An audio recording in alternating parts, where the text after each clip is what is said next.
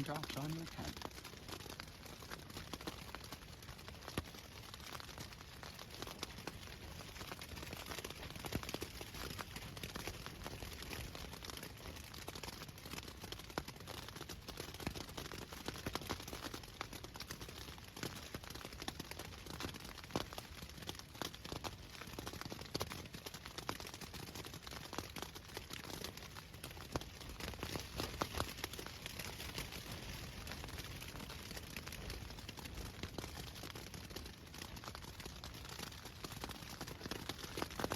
For all you listeners out there, if you'd like to hear the extended version,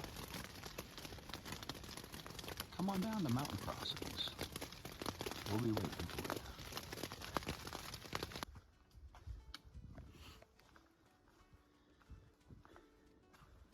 Friday, February 23rd, 5th day on trail. Almost to the top of Blood Mountain. Tallest peak on the AT in Georgia. It stormed last night, a bunch of rain, a little splash up in my tent, which reminded me that I should be dropping my tent poles down to about 110 centimeters on nights when I expect wind and rain, and I didn't last night, so the foot box of my quilt got a little wet. But as soon as we get to the top of the mountain here and take some pictures, I don't think we'll have a view because we are walking through and above clouds, so I don't think we're gonna get a view like last year. But get up here, I think we're gonna call the Blood Mountain Cabin and see if they have a spot open for tonight. I'm not gonna make a reservation, but I'm just gonna let them know that, you know, we're on our way down Blood Mountain and I would desperately like to seek a room. So it'll be a nice short 4-mile day today. The alternative was 12 miles to the next shelter, and we had just done a 12 yesterday. So I figured it's time for a little Nero, and then looks like we'll be doing 7 or 8 tomorrow, and then 5 to the next to kind of give us yet another Nero.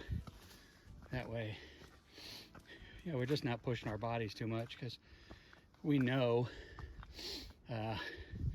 sleep. Hey, it's funny, me and my son both get up at like 5 in the morning, and we seem to wake up around midnight or 1 and stay up for like an hour or 2 and then fall back off to sleep. So I've still been getting, I'd say 6 to 7 hours of broken sleep. You know, you fall asleep about 8, wake up at 1, so you got 5 hours, and get back to sleep at 3 till 5. So it's not too bad, but I know we're also not eating the calories we need, so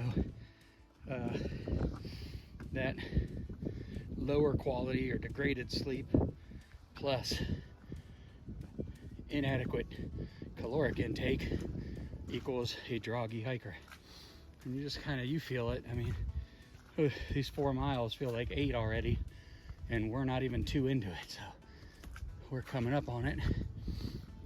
And I guess hopefully the music will drown out my breathing, because I believe here in the next few moments we should be coming around to the top of Blood Mountain.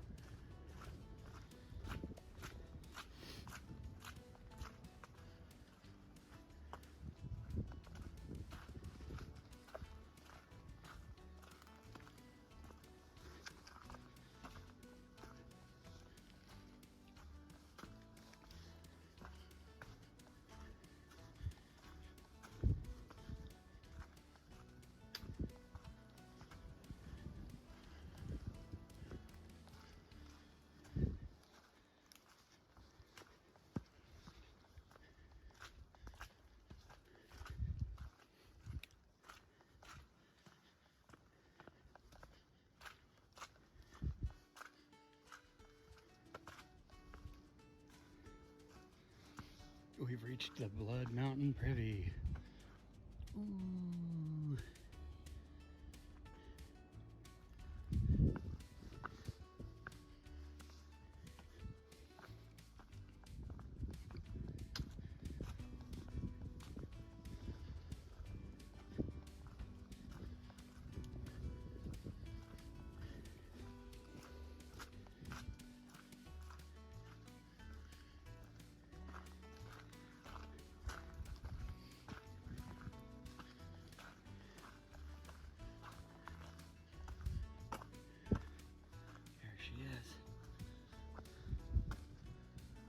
Blood Mountain Shelter.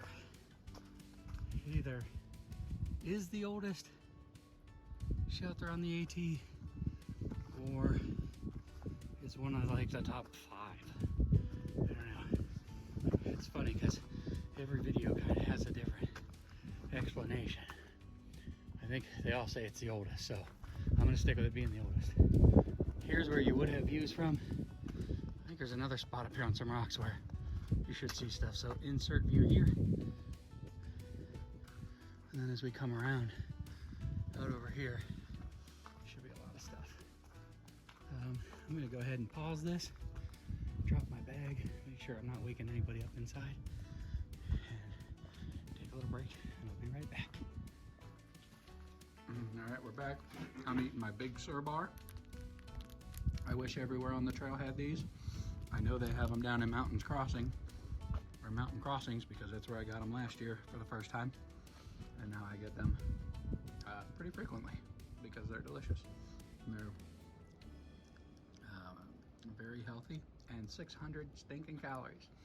Although there is a little bit of a weight penalty there. So I'm gonna multitask, which I'm usually not too good at. So here's the shelter.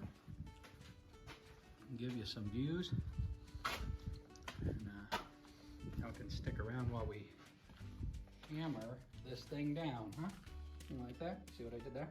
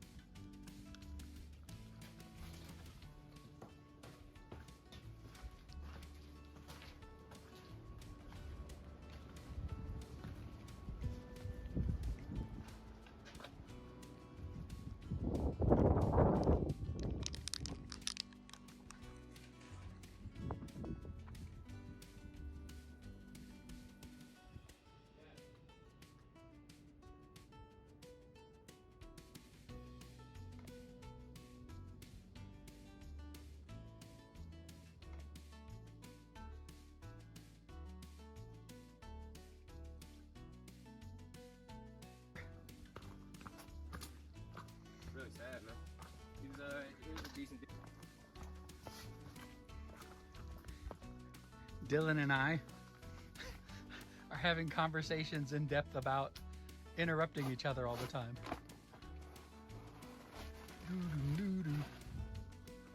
So I start to record and then Dylan will tell me like a random story. And you may have heard him in some of the other videos from days past. I usually play the light music behind it, but sometimes it bleeds through and you'll hear some anecdote that he's telling me out here. So it's kind of funny. He just told me about an old neighbor he had out of the blue. So we usually try to come up with a system where I'll say I'm going to record and then that means like let's go quiet. I'm getting frost on me. You might be able to see that kind of coming on me. It's 45 degrees up here, but we're in a cloud and it's windy. I think they're gust up to like 35, so I'm gonna guess that puts the wind chill probably, I don't know, maybe into the low 30s. Well, clearly freezing because of what's on my shirt. So as you come down, Blood Mountain, it's a lot of this, so it's a lot of, you know, climb like on rock, but the blazes are usually just on the rock instead of on trees, if you didn't know that. I just wanted to capture some of this fun stuff. And as always, cameras never do justice to inclines or declines. So at the end of the videos, I kind of put up a little thing that shows you our elevation gains and losses, so you can kind of get an idea. There's a little graph at the bottom that gives you mileage. If you pause and get real close to your screens, there's one that shows you how many miles we did at the bottom, and then along the left side it shows you the elevation, so you can follow the mountain and see in there. I think that's our blaze. So I mean, this is kind of this whole, well, not the whole way down, it's a good portion of it though. You just kind of come out to this rock outcrop and you got to start looking, and I think I found the painted blaze. It's like a Where's Waldo, but it's right over here. I'll zoom back out as we walk up on it. He's got a, oh, I didn't even see this one because of the angle of these rocks. And if I fall, I will insert studio laughter for you, even if I get hurt, because, you know, why should I be recording while I'm walking down this? I don't know. It's for you and for my memories. So I'm going to turn around so you can see Dylan from this blaze that I can see, and you can kind of get an idea of what we're dealing with now, because it puts it better in perspective. So I'm going to try to hold this backwards while I walk, added difficulty, so you kind of get the idea. We're going down a mountain. Pretty much all it is. Noses are running, fingers are freezing, and life is great. Ta-ta for now.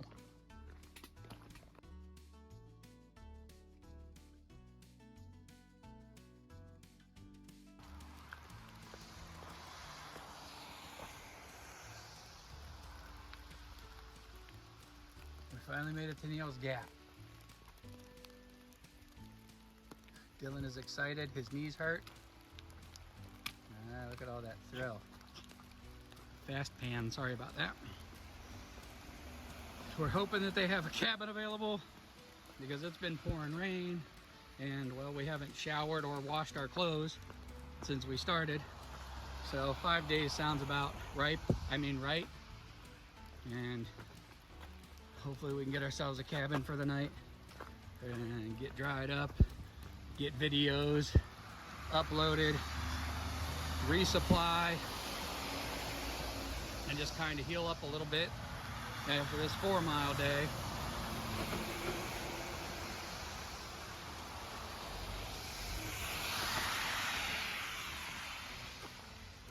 And here we go.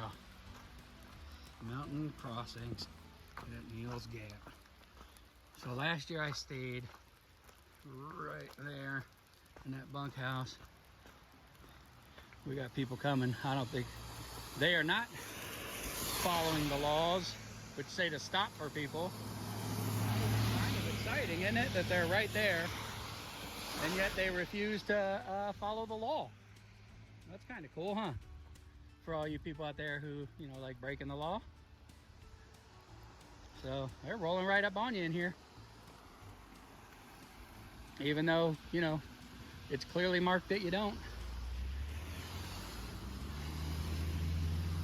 So Mountain Crossings is open, because it's officially 9:12 in the morning. So right there, look at that. I don't know if you saw the video, but there it's posted on both sides. You know, you should be stopping.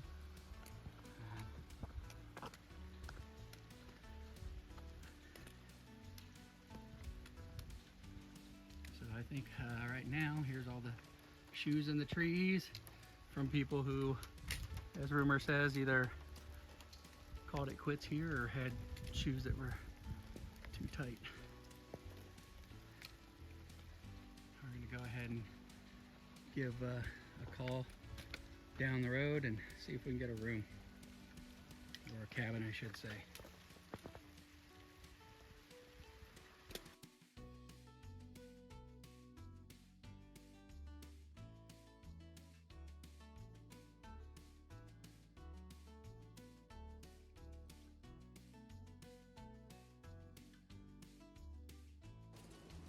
Hey everybody, it's Joe, and I'm on the AT, and this is my crib.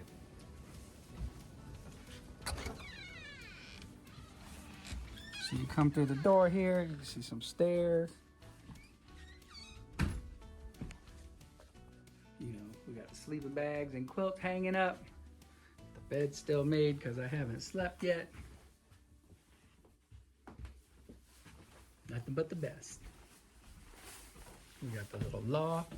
There goes Dylan. With wood. So you got a little loft, a little queen up in the loft too.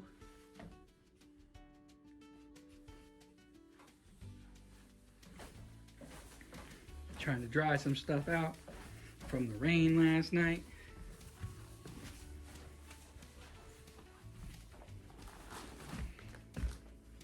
Got a whole bunch of food from resupply. Dylan may have overdone it a bit. Bunch of gear blown out everywhere. Typical hiker life.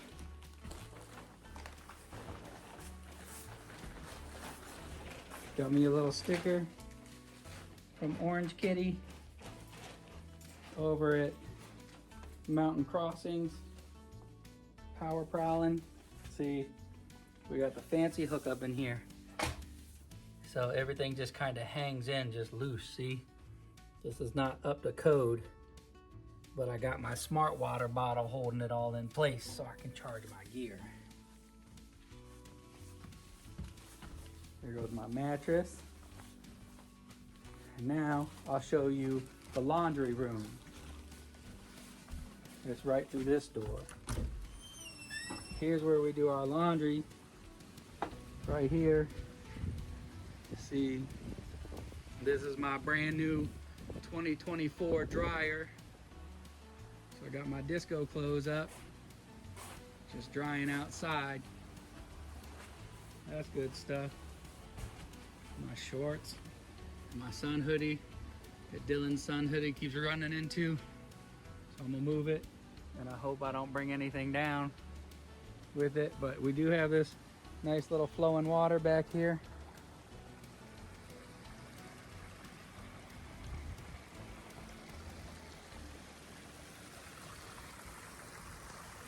Got the tent drying. Cleaned it up a little bit because it was really muddy this morning. Got like a little sluice box, slush box, sluice box. That's it.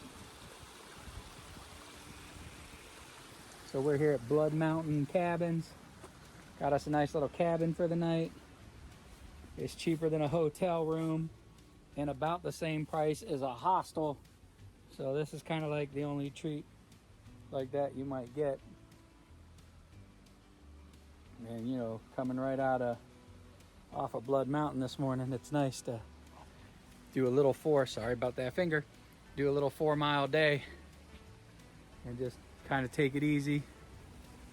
We got, we got about a quarter of a mile back up to the AT, and then like 7 miles tomorrow. I think we're only doing 5 miles after that, then 8 miles, and we might go resupply, or we might push it another 2 days. I think we both have enough food that we could go 5. 5's a little crazy because you really do start to smell. There's just no two ways about it. So, you know, they didn't have, the washing machine is broke down and getting fixed right now, but he did give me some detergent. And then, you know, I was able to wash my clothes in the sink, which I haven't done since I was in the military at basic training, because I couldn't get into a washing machine. But once this stuff gets a little bit drier, it's cold. Like everything, like it's not cold outside so much, but all my clothes are really cold. All right, here we go. Doing something. See, he's already got the knee injury. Look at that. That's pretty much standard issue for getting out here and starting. And we got a little restroom, much nicer than a privy. Little shower, some little free soaps to use, so that's good stuff. But this cabin's really nice, especially for where we've been living. It's got a little wood burning stove, you got a little TV monitor to watch. It's all right. Well worth the cost of admission. Well worth the stay. They're saying tomorrow it's supposed to get to like 15 degrees in the mountains. So, you know, for a split second, I thought maybe a second night in here wouldn't be so bad, but we're going to get back out there. The weather doesn't look too bad. It's supposed to drop to like 33 during the day and then get really cold at night, but we should be all right. We got off trail, you know, got us some new food and that, so we'll be good. That's it. That's our crib. This is what it looks like. This is how we're living for the night. And we'll be back out in the morning.